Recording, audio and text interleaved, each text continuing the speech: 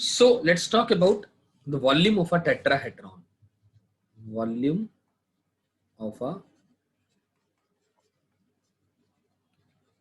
tetrahedron. ठीक, चलिए तो सबसे पहले एक काम करते हैं, टेट्राहेड्रन बना लेते हैं। ये बनाया हमने, ये बनाया और ये बना दिया। लेट अस से कोई एक ट्रायंगल बना दिया। ये ए है जिसका position vector A vector, B है जिसका position vector B vector, C है जिसका position vector C vector. Correct. यहां पर कोई एक पॉइंट है ओ, राइट। मैंने इस ओ को इससे ज्वाइन कर दिया, करेक्ट है। और इसको यहां से ज्वाइन किया और इसको यहां से ज्वाइन कर दिया, इस तरीके से कुछ। You getting my point? इस तरीके। Let me erase it again, आपको दिक्कत होगी वरना।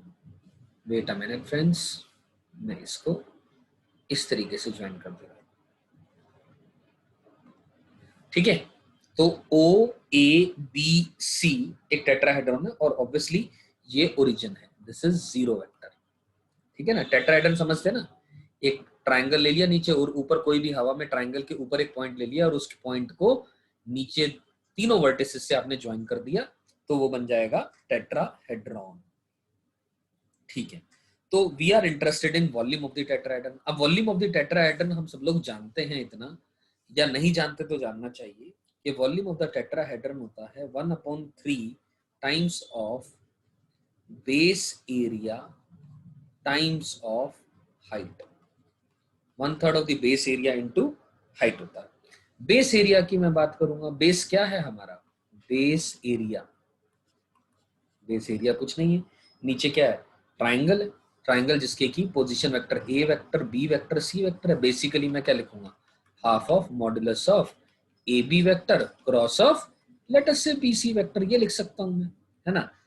चाहे A B cross B C कर दें, ए सी क्रॉस बी सी कर दें, वट एवर, मॉडुलस लगा हुआ है तो कोई टेंशन। इसको सिंप्लीफाई करेंगे सबका पोजीशन वेक्टर से लेकर के, तो half of modulus of A vector cross B vector plus B vector cross C vector plus C vector cross of A vector, ये आ जाएगा। सही है, यहां तक समझ में आती है बात ये? चलिए, तो ये बेस एरिया आ गया अपने पास ट्राइंगल ए बी सी का। तो मैं क्या कहना चाह रहा हूं दोस्तों, हमने एक मिनट के लिए मान लिया कि जो A cross B plus B cross C plus C cross A जो लिखा हुआ है, इन सब को मैंने एन वेक्टर मान लिया। यानी कि मैं लिखना चाहता हूं कि जो बेस एरिया है मेरा वो क्या बन गया? Modulus of N vector divided by 2 आ गया।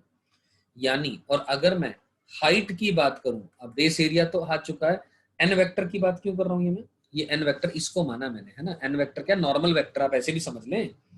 एन वेक्टर क्या है? नॉर्मल वेक्टर है। एन वेक्टर को अगर आप ध्यान से देखेंगे दोस्तों, ए बी वेक्टर को अगर क्रॉस ले लेंगे बी सी वेक्टर के साथ में, वो नॉर्मल वेक्टर ही तो है। अरे नीचे प्लेन में लाई, एबीसी ट्रायंगल के प्लेन में लाई करने वाली कोई भी दो वेक्टर्स का प्रोडक्ट ले लोगे तो वो एक वेक्टर आएगा जो कि perpendicular to the plane containing ABC triangle है, राइट। यही मैं कह रहा हूं, नॉर्मल वेक्टर है। अब हाइट की अगर मैं बात करूं, हाइट क्या आ जाएगा?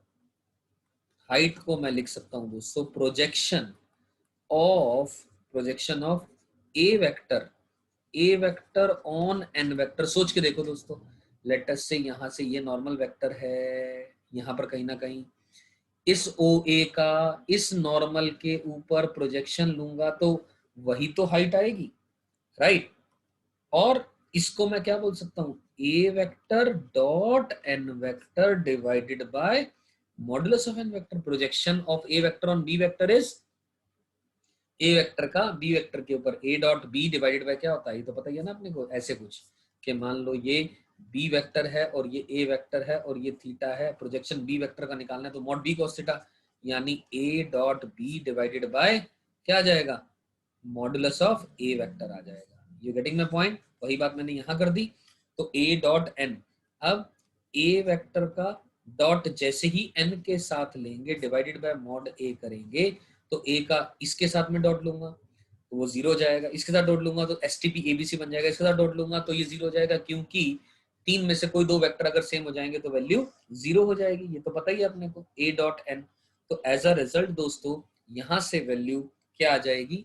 जो हाइट है उसकी वैल्यू सिंप्लीफाई होकर के modulus of STP A vector B vector C vector whole divided by modulus of n vector आ जाएगा, यानी वॉल्यूम है 1/3 of the base area already निकाल चुके हो, modulus n vector divided by 2 into modulus of STP A vector B vector C vector modulus divided by modulus of n vector, ये cut जाएगा तो आंसर आ जाएगा कितना 1/6 of modulus of STP A vector B vector C vector.